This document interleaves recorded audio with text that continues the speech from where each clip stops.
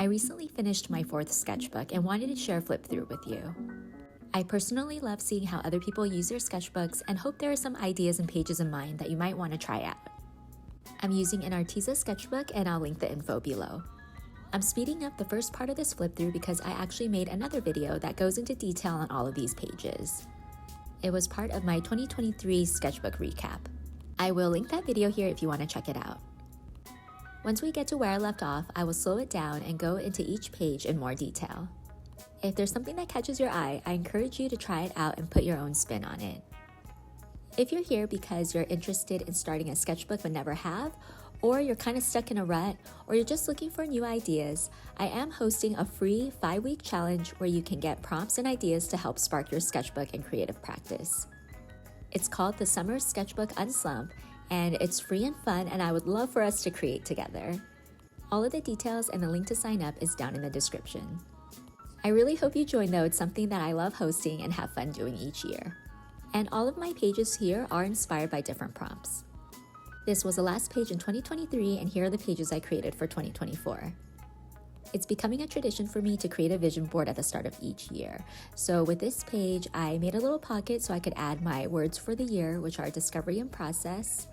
And I added another page so I could have more space to create my vision board. So it opens up, and I just attached it with washi tape. And then here is my collage.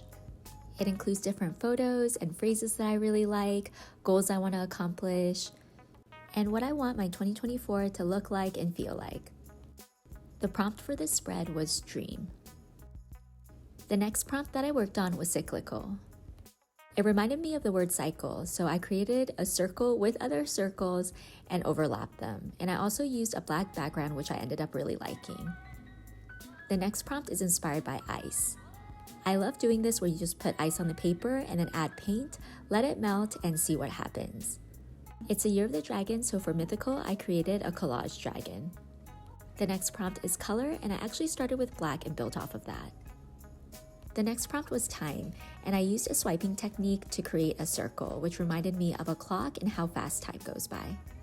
Speaking of time, for the prompt growth, I wanted to recreate a drawing I made 30 years ago. I did this in 1994, and I tried to use the same materials, which were colored pencils and markers.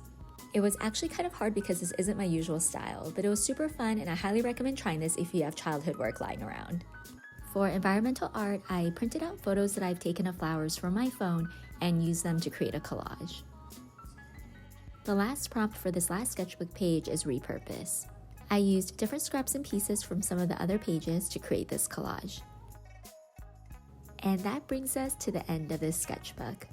I started working on this sketchbook on January 22nd of 2023, and I finished it on May 15th, 2024. I hope seeing these pages gives you some ideas and inspiration for your own creative practice and sketchbook. And don't forget, if you want to join me for 5 weeks of prompts, ideas, creating, and having fun, sign up for the Summer Sketchbook Un-Slump. We will start on July 19th, but you can sign up at any time and receive any prompts you may have missed. Thank you so much for watching, and I hope we get to create together soon.